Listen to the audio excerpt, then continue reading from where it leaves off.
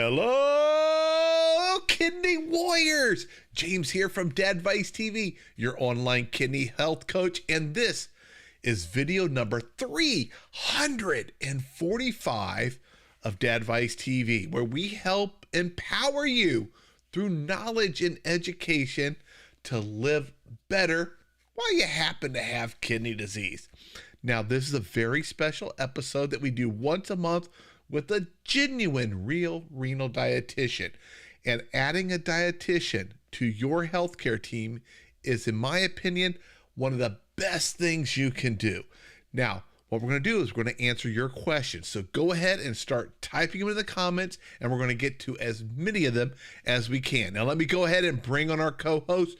You know her, you love her. She has an amazing website and an incredible Facebook group. Please welcome from plantpoweredkidneys.com, Jen Hernandez. Hey, Jen, how you doing? Hi, James. I'm doing great tonight. I have a lovely view out of my window of a nice rainstorm. Well, I guess thunderstorm that's coming through. So it's just a really great evening. I'm in love with the rainy season here in Florida. So, but very, very excited to be here tonight and to see some familiar names. And then I know some of the Yep. faces that come with those names. So very happy to see people here. I guess just really quick, if you're brand new and you haven't seen me before, my name is Jen and I am a renal registered dietitian. I am the founder of Plant Powered Kidneys and Kidney Wellness Academy. So you can find, as James mentioned, a ton of our stuff on plantpoweredkidneys.com. I've been working creating Plant Powered Kidneys since 2018. So the years of that work are definitely visible on the website with all the content, all the information that we have there for you for free. Fantastic. And I want to again mention the Facebook group. It is fantastic. It is private. So if you don't want everyone to know about, your question stuff with kidney disease, it is private and it is extremely positive and supportive. And one of the biggest questions I had that so many kidney patients have is, what can I eat? There are so many ideas for foods. And some people talk about, hey, here's what I swap, here's how I make it. They share photos. Oh, an amazing resource. And speaking of food, let's jump right on in.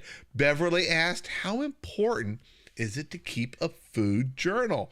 Her kidney numbers are all in the normal range, and she's been told to watch her sodium. She has CKD 3A and one kidney, and she says, thank you.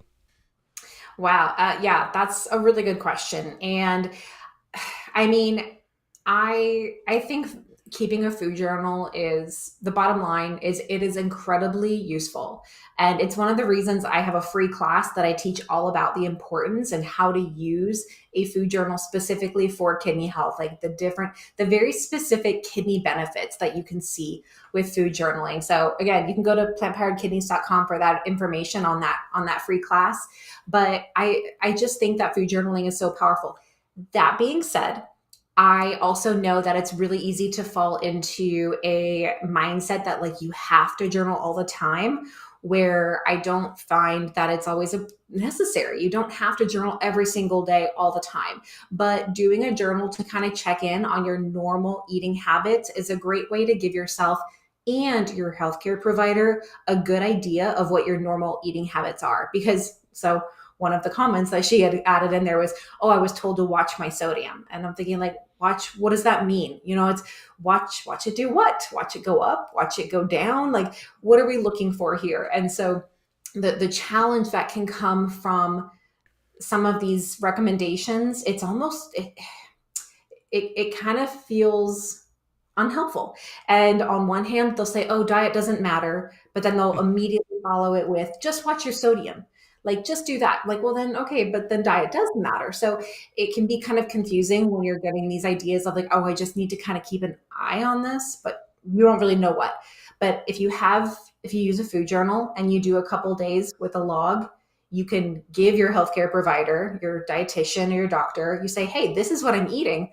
Can you give me feedback on the nutrients I'm getting? Can you tell me if there's something I'm missing or if there's something I'm getting too much of? Or where's a good nutrition? Like, what's a food or a nutrient I should be focusing on? When you give them more specific information like that, one of two things will probably happen. Either one, they'll be able to look at that and be like, wow, this is really great information. We can dive deeper and we can really get a better idea of where you should go from here. Or two, they'll say, I don't really know too much about nutrition, but I'm going to connect you with somebody who can help you, like a renal dietitian. So, you can, at least providing that information will give you some good ideas and options of where you can go from there, rather than just breezing over the whole like, oh, diet doesn't matter and just, eat whatever and just be careful with your salt. It's very kind of wish-washy. We need a better plan than just to watch something. Yeah, and I found having a food journal extremely helpful in kind of getting to where I could understand what I was eating. I was quite shocked in the beginning how much sodium I was consuming, how little fiber I was getting. Mm-hmm. And then it helped me to make changes which were positive for me. My doctor wants me to do it again for calories because I seem to go a little bit overboard with that. Dawn, who is a regular, welcome back, Dawn. Great to see you. Says she has very high protein in her urine. Should she stay away from animal proteins and eat more plant-based proteins? Yeah, Don, good to see you again. Good to see your name. um, this is something that pretty much everybody with kidney disease will ask at one point or another, because one of the results with kidney damage is that proteinuria, that protein leaking in the urine. And it used to be thought like, oh, well, if you're losing protein in your urine, you've got to replace it and you've got to eat more protein. But what we're seeing now is that's not necessarily the case. It may be protein could be increased in some cases, but in quite a few of them, it's a matter of eating a more moderate amount of protein.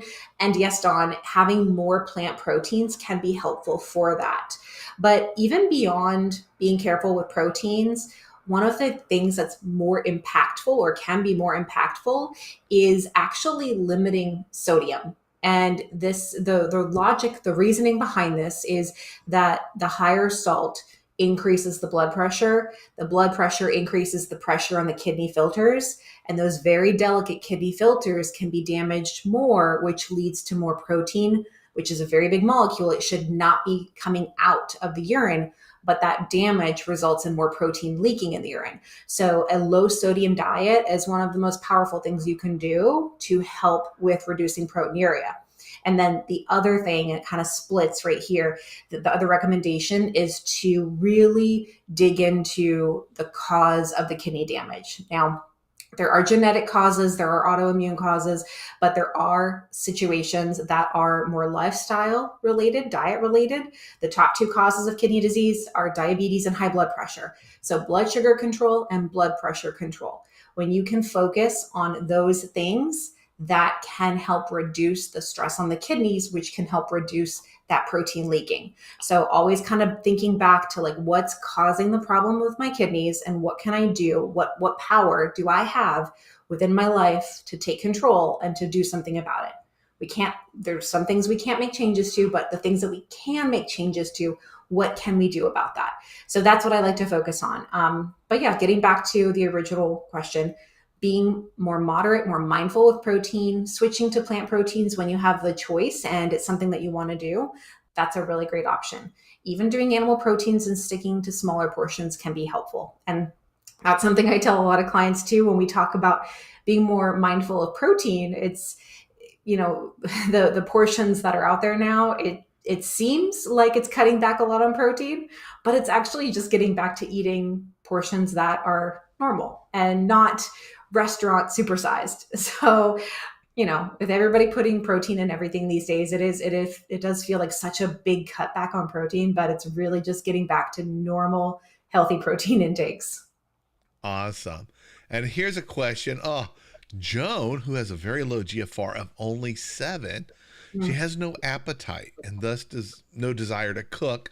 What's your best advice for things that she can consume outside of protein drinks?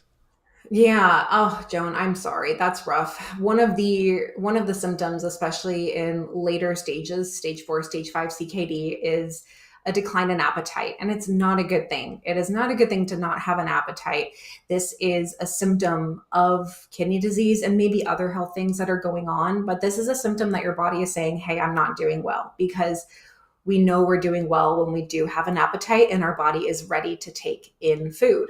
So the first thing I would absolutely address, because at a GFR of 7, that is a very, very fragile stage, in stage 5, you definitely want to be in close communication with your provider and be paying close attention to what your body is telling you. And a sign of no appetite is a scary sign. So make sure you're talking with your provider more about how you're feeling so they can keep a close eye on you, do lab checks and all of that. Now, on the food side of things, what I would recommend is definitely including some healthy fats. Actually, today I posted on Facebook and Instagram about including oil in a kidney healthy diet. Now, the reason I support and want more oil added to a diet is for reasons like this. When we don't have as much of an appetite, we do need to get nutrients in, and oil or healthy fats have more calories per gram compared to carbohydrates and proteins. So of the 3 macronutrients, the fats have the most energy in the same weight, which means you can get more from it in the same or smaller amounts. So for an example would be, cooking up, maybe sauteing up some vegetables or some fruit in a little bit of oil. And I say fruit because I don't know about you, but I love like sauteing apples and adding a little bit of cinnamon, and you can put it on yogurt. You can put it on oatmeal. You can put it on, toast, whatever you want. It's sauteed. They're cooked apples. It's so good. But using the oil to add some more calories into fruits and vegetables, which are themselves are not high in calorie, but the oil is going to add some more calories, and the oil also helps us absorb the fat soluble vitamins. These are nutrients that our body needs. That fat is what basically delivers them into our body. So it helps us get more nutrition from fruits and vegetables too. So I would recommend doing something like that. You could even try, instead of like a protein drink, which at an eGFR of 7, protein is going to be a really delicate balance for you. And it's, sometimes protein drinks might be helpful in the case like no appetite, but also making something like a fruit smoothie or like a yogurt and fruit smoothie, that could be something maybe more tasty, something that you like more. And then again, you could add a little bit of nut butter to it to give it those calories, to give it the healthy fat, give it some fiber. So there's a lot of things you can do there. You might be able to try some low sodium soups. Just make sure that you really have them loaded, because if you eat a very broth heavy soup, it's not going to provide a lot of calories. It's going to fill you up fast. But if you put some, extra veggies or some rice or something in there, some beans, it's going to give you more nutrition. And that might be something to help get something in your stomach when you're not feeling as hungry. But ultimately, you definitely want to talk with your doctor about that lack of appetite, because that's a big red flag to me as a dietitian. And that's great advice also for people who are losing weight and want to stop that and regain some weight. All right, here's a question. It's multiple parts or multiple comments with the information from B. Flint. Is creatinine safe for someone who's CKD2, over 70 years old, and will it show up in blood tests? They are trying to increase muscle for insulin resistance. Okay, so there's been a lot of talk about creatine supplements. I feel like that's been popular lately. So it will show up in blood test results, especially if you take it a couple of days before. And usually creatine supplements, they recommend that you take it daily, consistently. So if you want to take a creatine supplement, the first thing you need to do is talk to your doctor and make sure you get medical approval for it. Depending on your situation, they may say that it's worth trying, and they just are going to notate in your labs. They'll say, okay, we know that he's taking the supplement. So the creatinine levels, which is a byproduct. So creatine supplement, as it gets broken down, part of that byproduct is creatinine. So it's going to increase those wastes in the body. And if your kidney filtration function is low, then obviously that's going to build up more. So That being said, it could show up in your labs. But if it's something that your doctor says, you know what, I think this is actually going to be a more pros than cons situation, that I want you to take this to support your lean body mass, that might be an option. Personally, when clients ask me about it, it's not something that I usually gravitate towards. I like to find ways for them to maintain their body mass by basically just doing more routine weightlifting. And it doesn't have to be like bodybuilder, super heavy weightlifting. It can just be body weightlifting, like doing a push up against the wall or doing a sit to stand squat in from a chair to a standing position, just your body weight. It doesn't have to be anything super heavy. That's still really, really helpful. And using those muscles is going to help preserve that muscle mass.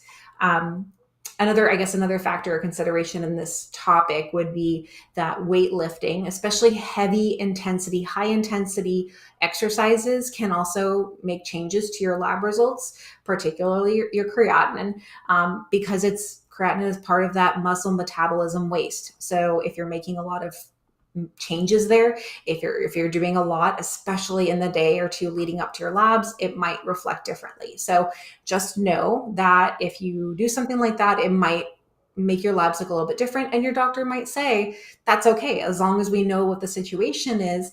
We'll get a redraw in a few months and we'll see what it looks like then. So, I am a really, really big fan of weightlifting, weight training for my clients with kidney disease, because it's incredibly beneficial. As we get older, we lose our muscle mass and we want to keep it. So I think it's a great idea that you have. You just want to make sure that you talk with your doctor and make sure everyone's on the same plan, which is the plan that you want.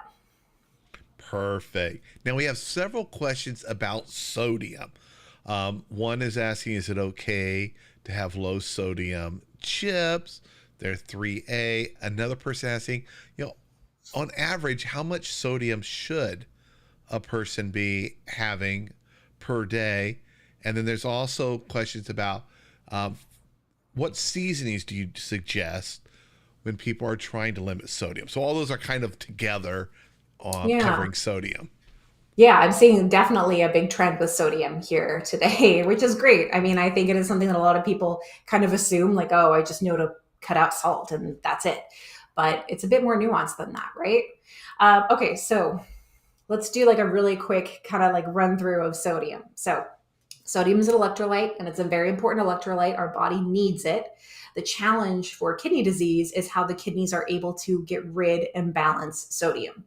So the sodium recommendations for how much sodium you should eat in a day as a kidney patient is under less than 2,300 milligrams, 2,300 milligrams of sodium per day, which is just a little bit, about a teaspoon of salt per day. And the lower recommendation, the lower end, is around 1,500 milligrams for people who have, let's say, congestive heart failure, or who have a lot of edema, a lot of swelling. Maybe they have more salt sensitivity. So 1,500 milligrams would be a more strict sodium regulation.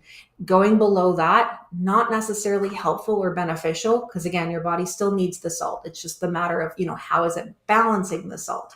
So anytime that you can find a product that you like that has a low sodium option or even a reduced sodium option, those can be good ways to just easily cut back on the salt, because it's not the salt shaker. It's not the salt that we're just sprinkling on our food that's causing problems. It's the salt from the packaged stuff that we buy. And convenience foods that are packaged and made for us, like, they're convenient. They're very handy in a pinch. So it's not that we should just eliminate all of them, but let's make more mindful choices of the ones that we do have.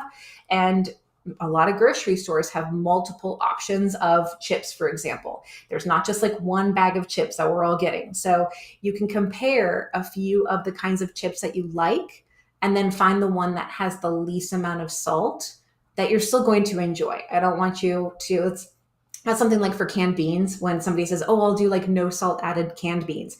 If you've ever tried no salt added canned beans, yeah, it's not, you're not going to enjoy that. You're going to add the salt in anyway. So I say go for the low sodium. Go for the low sodium, or do the regular and then rinse and drain them, because you're going to get rid of like a third to half of the salt just by doing that. So you can still have some salt in your diet, and that's going to be those are going to be ways to include it. It's just a matter of kind of picking and choosing where you want your salt to come from. And another trick that I've taught some clients too, it's a really quick trick when you're looking at a nutrition label, compare the calories to the sodium, just those numbers. So the calories, because it's both per serving. And if the number of calories is lower than the number on the sodium, consider it a higher sodium food, because we're looking on average about 2,000 calories per day, and about 2,000 milligrams of sodium is a great goal. So if you're getting not a lot of calories, but you're getting more sodium, you're going to hit that sodium target way faster. But if you get your calorie goal and you don't hit that many milligrams in sodium, you're going to be a lot safer there. So hopefully that makes sense. But I found that that's kind of just an easy trick to just compare those two numbers. Which one is bigger? Is it better in energy? Is it better or higher in sodium?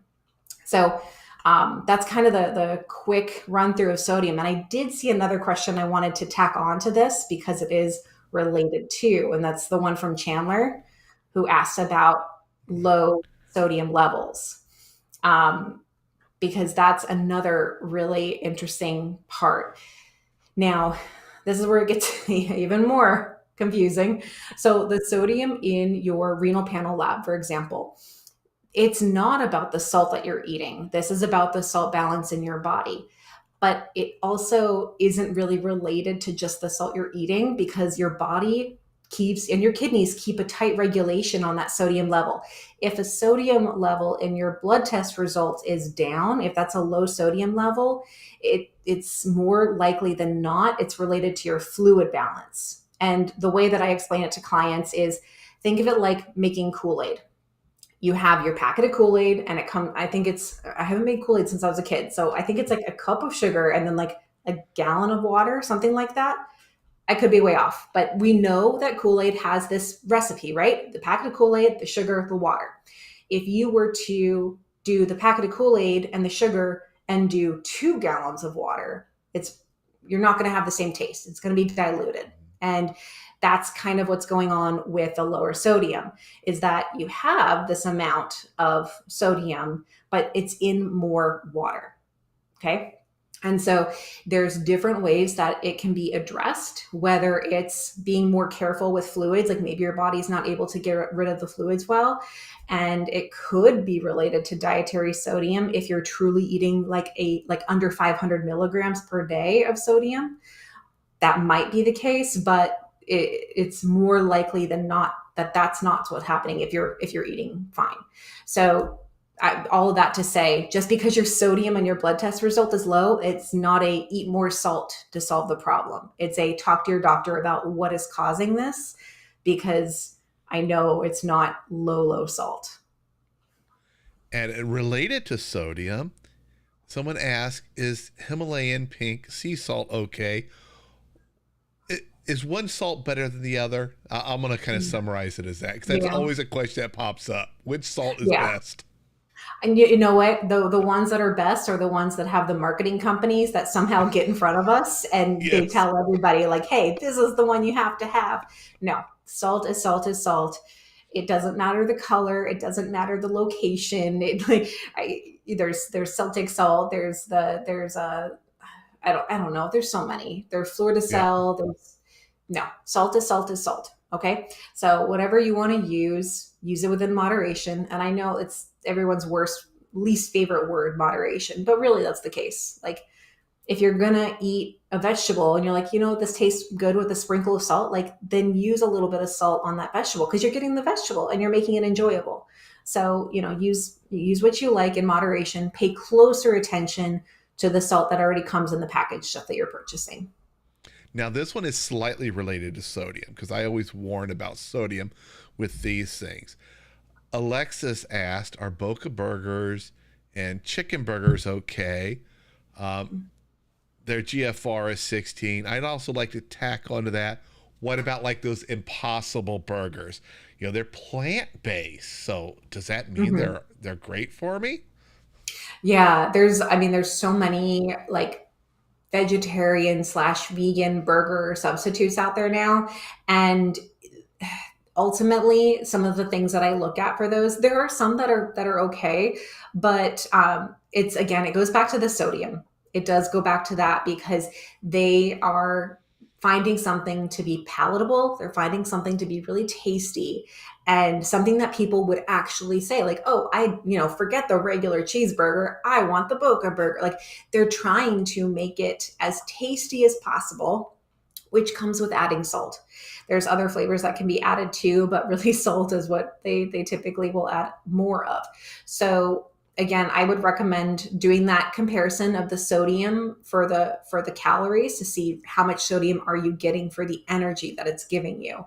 And you're probably not going to find one. I know we have them because we've posted it before. We've had some that are like, okay, these are better options.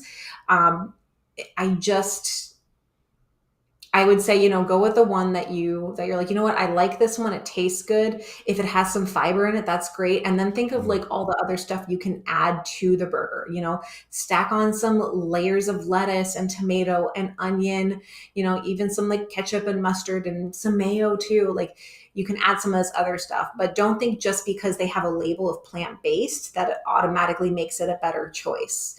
It's they're swapping things out. In some cases, they're adding the less healthy fats. They're adding the fats that are worse for our cholesterol levels. They're worse for our heart health. They're again adding more sodium. So it's not just like, oh, it's vegan and therefore it must be better for me. There's a lot more nuance to it. So take a look at the nutrition labels. You're going to bug some people when you're like standing in the freezer aisles comparing, but ultimately you want to make sure you feel good about what you purchase and just take a look at it and see, or check what's in your fridge or your freezer right now and see what you find. It's pretty shocking when you look at like the Impossible Burger. I believe it was 600 and something milligrams per patty. Boca Burgers, I just looked it up. They're 390 to 450. That's quite a bit just for the patty. Then you got to think of the bread is adding more sodium. Yeah, and a hamburger bun is going to provide you probably close to the 400 milligrams of sodium there. So you're looking at about half of your day, or you're looking at a really good chunk of your sodium taken up there. Yeah, and once you've kind of used up your daily sodium allotment, it's hard to find something to consume that doesn't add sodium. Now, Busy Bee, I want to bring this up. She mentioned some things like Mrs. Dash has many seasoning blends. Also lime. I love lime, lemon and lime. Some of my favorite things to add to just add some flavor without packing on like sodium. Yeah. And we are getting close to our time. Let me grab a few more of these. You guys know I can talk about this stuff forever. It's just time flies. Oh yeah, but let's talk about kidneys. Yeah. Now, how much protein should a person shoot for every day? We get that question quite often. Yeah. So the standard general guidelines when we're looking in the early stages, stage 3 and earlier, they're starting at like 0.8 grams per kilogram of your body weight. That's the standard. And that's the general healthy American dietary guideline recommendations. That's what I'm saying. Like, we don't need to cut back so crazy on protein. So the 0.8 grams per kilogram of body weight is a starting point.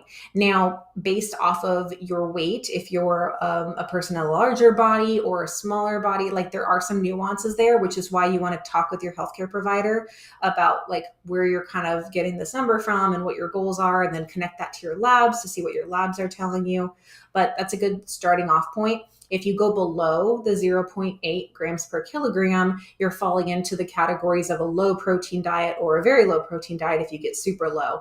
And these are potential dietary interventions for people with moderate to late stage kidney disease. However, it's not encouraged to cut back on protein so drastically without a dietitian guiding you on that and giving you that support, because when we're cutting something as important as protein out, there is a big risk of malnutrition and other potential problems. And just because you have kidney disease, like you have stage 4, let's say, stage 4 CKD, that doesn't automatically qualify you to say, oh, you would definitely benefit from cutting back on protein and doing a low protein diet. There's nuances there. There's certain things that you have to make sure that you don't have. Like somebody with diabetes should not be following a very low protein diet because they need that protein for their blood sugars. So You want to be careful with that kind of stuff. And then if you have like, maybe you have a wound and you have a skin wound and you need that protein for that skin healing, that's another important aspect. So there's a lot of nuance involved. And I really stress caution with going into the lower protein diets. Now, we have articles. I have a low protein diet article on plantpoweredkidneys.com. So you can read all about it. And I share the guidelines. I have a low protein calculator on there so you can see the numbers, see the ranges. But it's really for you to like take that information and empower yourself with that knowledge, and then talk with your provider about, would this be a good plan for me? And how can I get support to make sure I do this in a safe and healthy way? So I always encourage that. But again, just starting off at that normal, general healthy eating guideline, and then try to do a little bit of switch from some animal proteins to plant proteins when you can. Instead of an egg scramble, try a tofu scramble. Instead, I love tofu. I had tofu salad, and tofu absorbs flavor, which is what I love about it. It does a really great job. People say like, oh, it doesn't have a lot of flavor. Like, well, chicken doesn't have a lot of flavor until you season it. It's the same concept. So, it's pretty cool to kind of play around with tofu. My favorite way is just cubing it, tossing it in some different dash and cornstarch, and then air frying it. And you've got these nice little crispy tofu cubes that you can throw into a salad. You can just have, like, I drizzle like a sauce or something over them. Like, it's just so easy.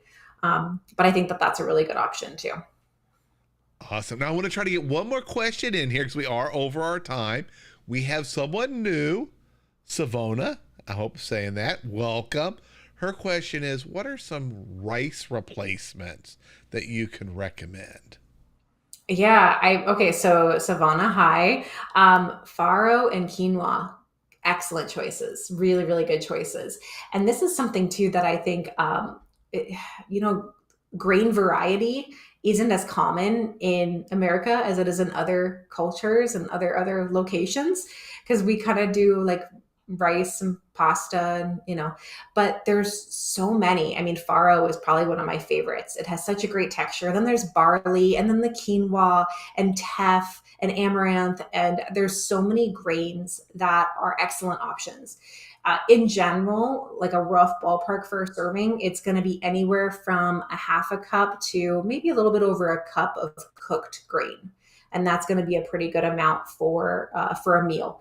But there's so many great options, and I definitely encourage everyone to, if there's one thing you want to try, is try cooking a different grain and replacing your rice with that, just to see what other flavors you get. And adding grains to salads, very underrated, but a great way to add nutrition and to make a salad really truly more filling is adding some grains to it.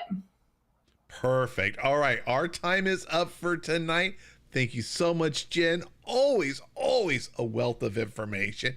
And for everyone else, go check out Jen's website, plantpoweredkidneys.com. I got the URL right down here.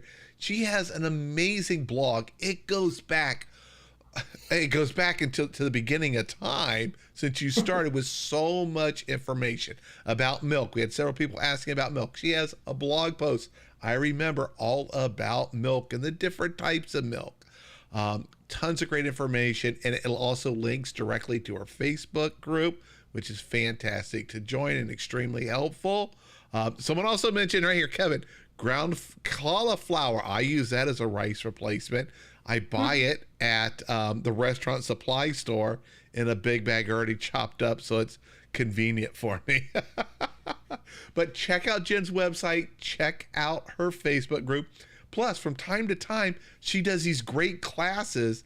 And one of the benefits of a dietitian over the way a nephrologist treats you, a nephrologist, you're in there, they're rushing to get you through in just a few minutes. A dietitian is there to give you skills, to give you knowledge so that you can feel better, feel more confident, knowing you're making better decisions. And she does, from time to time, online classes where you can learn all sorts of stuff. And you can do it virtually, which is fantastic. All right, Jen, thank you so much again. It has been fantastic. And I'll see all the rest of you in the next video. Bye, everyone.